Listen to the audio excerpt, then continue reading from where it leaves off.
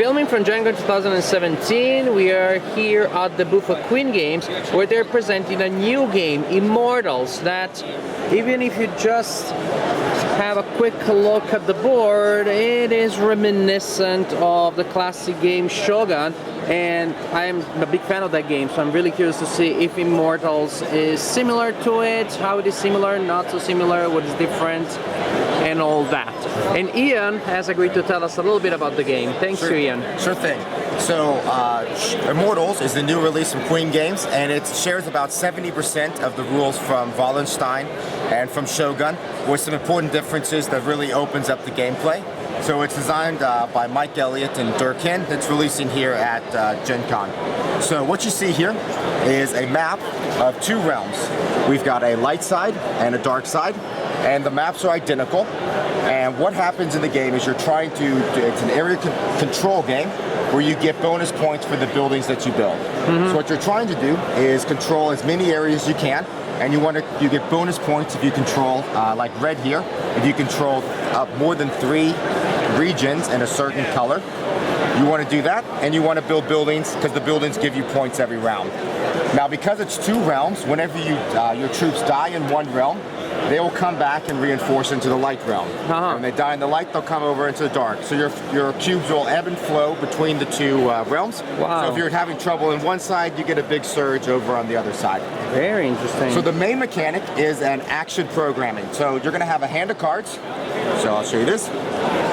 So you've got a hand of cards that have either cards with a light and a dark side, or you'll get some at the beginning of each round that either have one or the other. And you're going to program out onto your board all the actions that you want to do onto your round. So we've got 4 main types of actions. We've got 2 resources in the game, energy and gold. And so if you, when you take an action, you're going to take the card where you want to take the action, and you program it before the turn starts, and everyone's doing this at the same time. So there's get resources. We've got a spot to build buildings.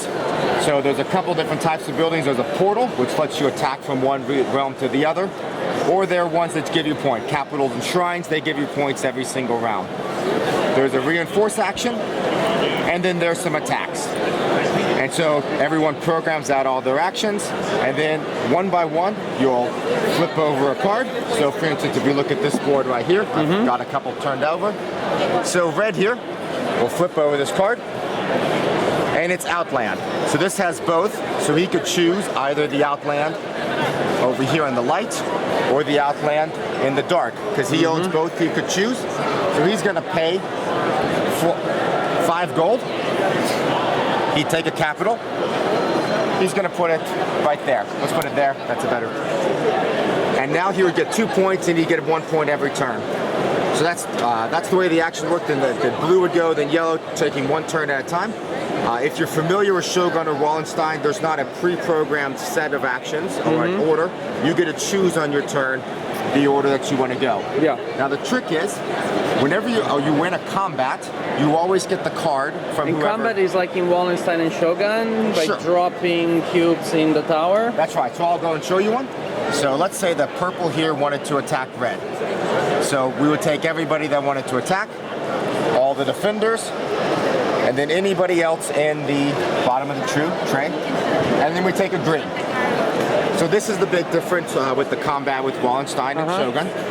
If you play, the greens will attack for you, or they'll be neutral, or they'll attack against you, depending on the card that you played. Oh, I see. So if he played a card, if he played the Outland card where he's attacking into, they're going to attack for him. So green is now on the side of purple. We put them all in. And whatever comes out eliminates 1-to-1, just like in Shogun. So green was attacking on the side of purple, or on the side of red. So there we go.